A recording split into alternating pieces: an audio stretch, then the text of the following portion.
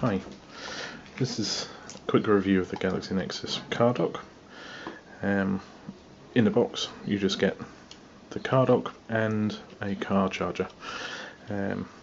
Some people have said you get a plate to stick it to your dashboard, but I didn't get that in the box.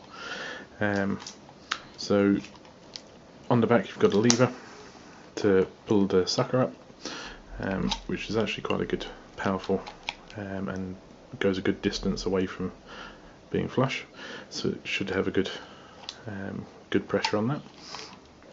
And then you've got the adjustable, very easy to spin adjustable device holder position. So here I'm just going to attach it to my table, and here we have the swivel. So if I tighten that up, okay, so here's my Galaxy Nexus. I've had a couple of troubles with this. First of all, you don't really know, it doesn't give you instructions about how to exactly put it in for the best result. So you might think it goes in like other devices from the bottom and tilts in, but then it's a bit too wide. So you've got your volume buttons here and your power button on the bottom, and that's actually quite a tight fit. It's bigger all round than the frame for holding it.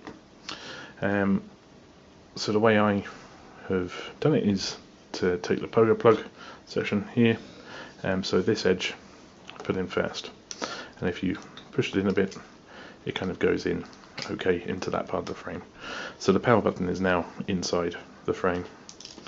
So I then push down and then push in, and as you can see up here my volume button is protruding out past the frame, and when you're pushing in the device wakes up anyway because it's pushing the power button a little bit, and also it's pushed the volume controls a tiny bit.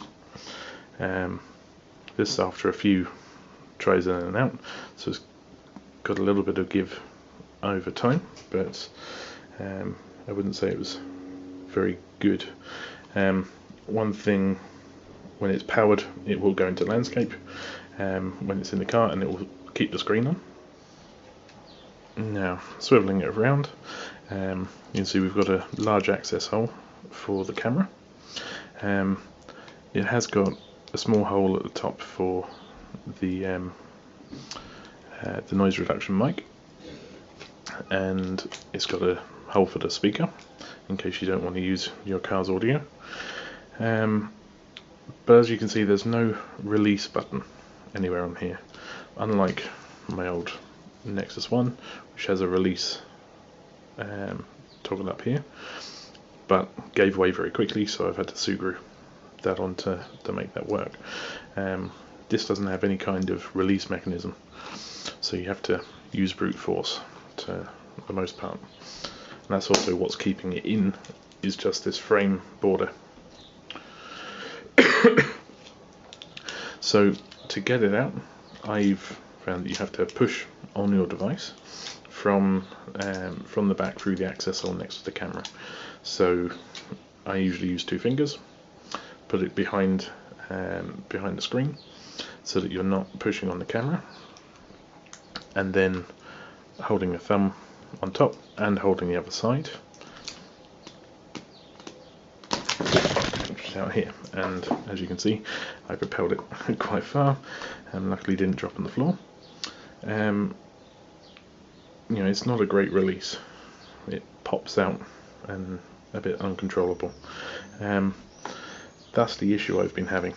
The lip round here, it has definitely got a a lip inside all the way around, and it doesn't have any cutout for the power or the volume control. That's one part of the issue, because I found that it pushes your power buttons and your volume control. You'll see your volume control go a bit mad, and the power go on or off. So of course you probably want to have it off when you're trying to insert it or take it out, because otherwise it will start pushing buttons around. But yes, so pushing through here isn't exactly the best way of getting a phone out. I was expecting some kind of release here, either a button or a trigger somehow. The buttons on here aren't like the Nexus 1. On the Nexus 1 car dock, everything goes through the Pogo plug or through the Bluetooth. So when you plug in the Nexus 1, it pairs with Bluetooth, so it can use the speaker on the back and also the volume controls. There's no power control on the Nexus 1 dock, which there is on the Galaxy Nexus. But